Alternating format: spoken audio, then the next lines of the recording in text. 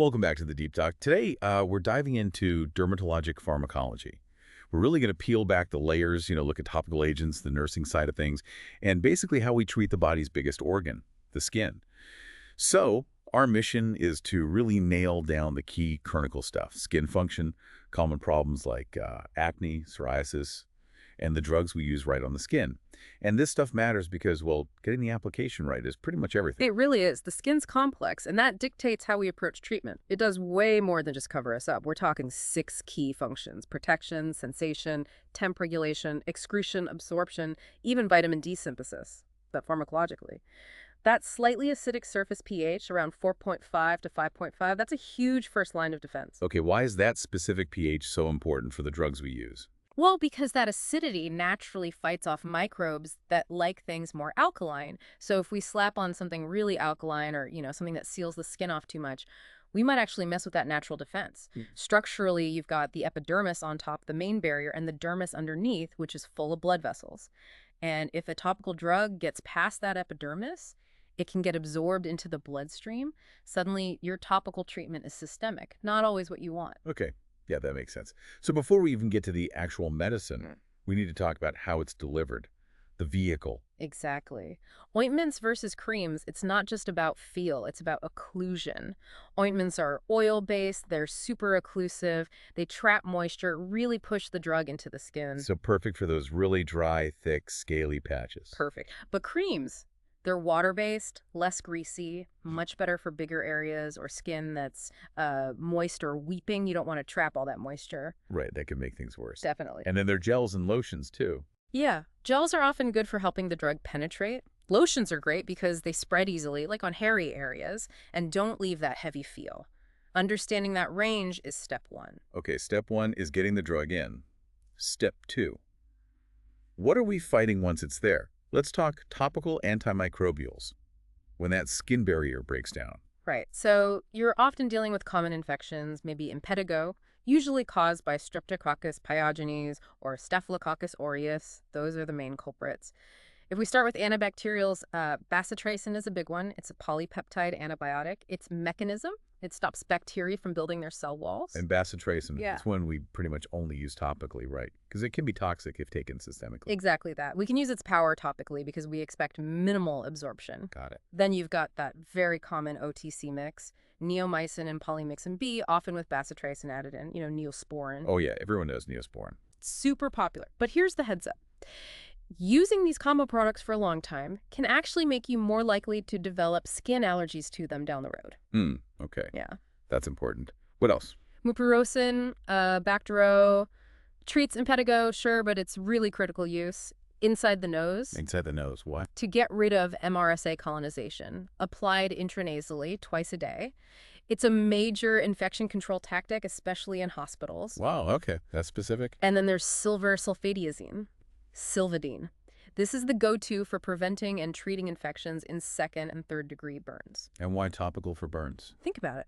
Severe burns wipe out the local blood supply. So systemic antibiotics taken by mouth or IV, they just can't get to the burn site effectively. Topical is really the only way to get the drug where it's needed. Makes sense. Any big warnings with Silvadene? Absolutely crucial. Do not use it if the patient is allergic to sulfur drugs, sulfonamides.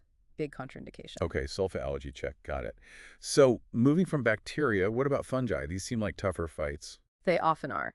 Fungal infections can be really stubborn. They might need weeks, sometimes months of treatment. What are the common culprits here? Usually Candida albicans that causes candidiasis, like thrush or dermatophytes. Dermatophytes cause the tinea infections, ringworm, athlete's foot, jock itch. And the treatments? The azoles are very common, clotrimazole, miconazole. You see them everywhere, OTC and prescription. Good for dermatophytes and candida issues. Okay, and the last antimicrobial group, viruses, specifically herpes simplex. Right, topical antivirals, things like acyclovir and penciclovir, used for acute outbreaks. But how effective are they compared to, say, oral antivirals? Generally, systemic therapy is better, but topicals have their place for immediate relief during an outbreak. The catch: compliance. Acyclovir needs to be applied like 6 times a day. Penciclovir every 2 hours while you're awake. Wow, that's a lot. It is. And it's critical for them to work. Also, super important, whoever applies it, nurse or patient, must use a glove or a finger cot. You don't want to spread that virus around. Good point. Yeah. Okay, let's switch gears now. Chronic stuff. Acne and psoriasis. Huge issues for many people. Absolutely. Let's start with acne. We're targeting that bacteria, Propionibacterium acnes. Benzoyl peroxide is a workhorse here. Its action is sort of multi-pronged. It's antibacterial, antiseptic, drying, and key term here, keratolytic. Keratolytic, meaning it breaks down that outer skin layer. Exactly. It slowly releases active oxygen, which helps soften and loosen that outer horny layer of skin. Patients usually see improvement in about 4 to 6 weeks, but they should expect some side effects, peeling, redness, maybe some warmth. That's pretty common. Okay, now, there's a big step up from benzoyl peroxide, isn't there? Isotretinoin. You mentioned the IPLDG program earlier. That sounds serious. It is extremely serious. Oral isotretinoin, formerly known as Accutane, is for severe resistant cystic acne that hasn't responded to anything else. And here's the critical point. It's a pregnancy category X drug. That means it's a proven human teratogen, causes severe birth defects. Category X. Which is why we have the mandatory IPLD's risk management program. There's zero tolerance for pregnancy risk. Any female patient who could become pregnant must be registered in the program, use 2 reliable forms of contraception simultaneously during treatment, and continue for 1 month after stopping the drug. Regular pregnancy tests are required. That's incredibly strict. And doesn't it have mental health warnings too? Yes. There have been reports linking isotretinoin to depression and, tragically, suicide or suicide attempts. It's mandatory to counsel patients and families to watch for any mood changes and report them immediately. It puts a huge responsibility on everyone involved. No kidding. Okay, so that's oral isotretinoin. What about topical retinoids like tretinoin? Still serious, but different level of risk. Different, yes, but still requires significant caution. Tretinoin is topical, derived from vitamin A. It also works by speeding up epidermal cell turnover, causing that skin peeling. It's effective, reduces fatty acids, helps with collagen, but it makes the skin extremely sensitive. So sun protection is non-negotiable. Absolutely non-negotiable. Strict sunscreen use is vital. And any kind of skin trauma needs to be avoided, especially waxing. That's a definite no-go. Can rip the skin right off. Yikes. Okay, let's pivot to psoriasis now. That chronic immune-driven condition. Where do we usually start treatment? Often with topical corticosteroids, they're really the mainstays for many inflammatory skin conditions, including psoriasis. They work because they're anti-inflammatory, anti-itch, antipyretic, and they constrict blood vessels, vasoconstrictive. And does the vehicle matter here too, like ointment versus cream? Big time. Remember how ointments are more occlusive? That makes them the most potent delivery system for corticosteroids, then gels, then creams, then lotions. Potency varies. Okay. Any downsides to long-term corticosteroid use? Yes, a key one is tachyphylaxis. That means over time, the skin can become less responsive and the drug doesn't work as well. You also worry about skin thinning and other local side effects with prolonged use, especially potent ones. Got it. Are there other non-steroid topicals for psoriasis, maybe other retinoids? Yes, tazarotene is another retinoid used for plaque psoriasis and also acne sometimes. But, warning bells again, tazarotene is also pregnancy category X. Same level of caution as isotretinoin regarding pregnancy. Requires a negative pregnancy test before starting. Okay, another category X. What else? Calcipotriene. This one's interesting. It's a synthetic form of vitamin D3. Its job is to help regulate the abnormal growth of skin cells, the keratinocytes, that causes those thick psoriatic plaques, slows them down. Vitamin D for psoriasis, interesting. Okay, I've hit bacteria, fungi, viruses, acne, psoriasis. What about those creepy crawlies, licensed scabies? Ah, yes, the ectoparasites. We need ectoparasiticidal drugs for those. Permethrin is a common one. It's a synthetic pyrethroid, basically a neurotoxin for lice and mites, used for head lice, pubic lice, and scabies. And treatment isn't just about putting the cream on the person, is it? Not at all. This is critical. You have to treat the environment too. Decontaminate bedding, clothing, personal items, hot water wash and high heat dry, or seal things in plastic bags. And you absolutely must treat close contacts simultaneously, even if they don't show symptoms yet, to prevent just passing it back and forth. Right, that makes sense.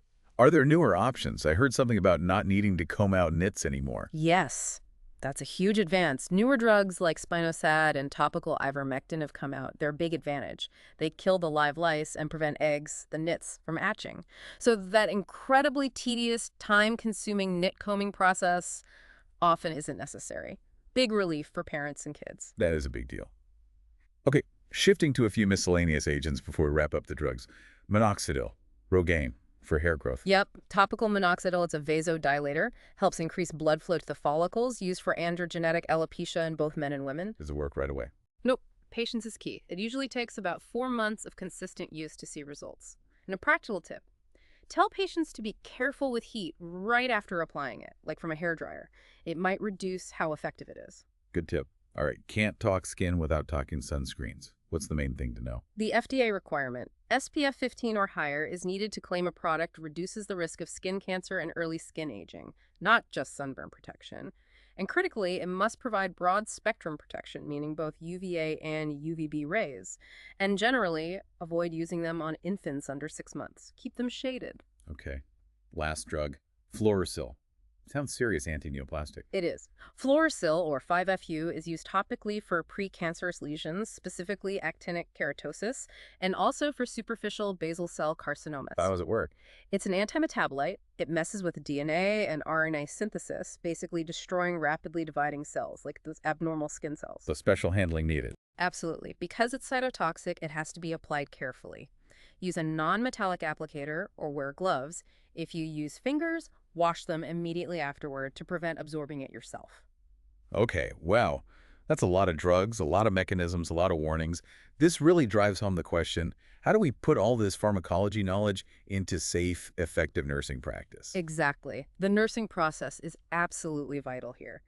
Let's start with assessment. Always check for allergies.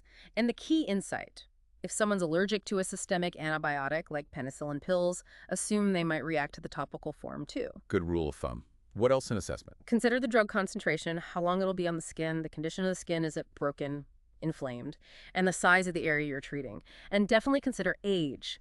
Very young skin and older adult skin are generally thinner and more permeable. That means a higher risk of the drug getting absorbed systemically. Right, more absorption risk in babies and the elderly. Okay, implementation. What are the key safety must-dos when applying these? First, always gently cleanse the area before applying. Get rid of any old medication, crusts, or debris. Allows for better contact. Second, wear gloves.